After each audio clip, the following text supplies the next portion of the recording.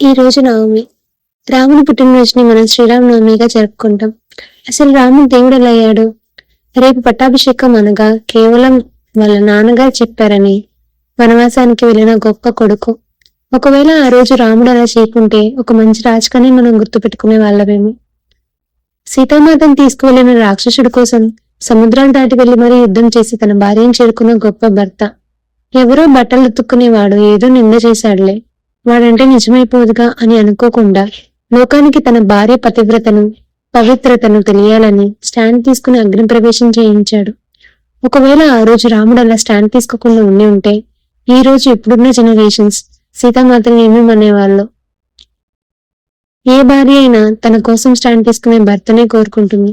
నీ కోసం నీకు తెలుసు కదా వదిలేసే అని చెప్పే భర్తని మాత్రం ఎప్పుడు కోరుకోదు. తన భార్యను తప్ప వేరే అమ్మాయి కోసం ఆలోచించని భర్త కన్నా ఒక భార్యకి ఇంకేం కావాలి? ఎన్ని కష్టాలు వచ్చినా తను నమ్మిన సత్యాన్ని ధర్మాన్ని మాత్రం ఎప్పుడూ వదులుకోలేదు. సత్యం ధర్మం నమ్ముకుని బ్రతికే ప్రతి మనిషి దేవుడు అవుతాడని తెలియజేసే నారాయణుడి ఒక యుగం మనందరికీ ఇన్స్పిరేషన్.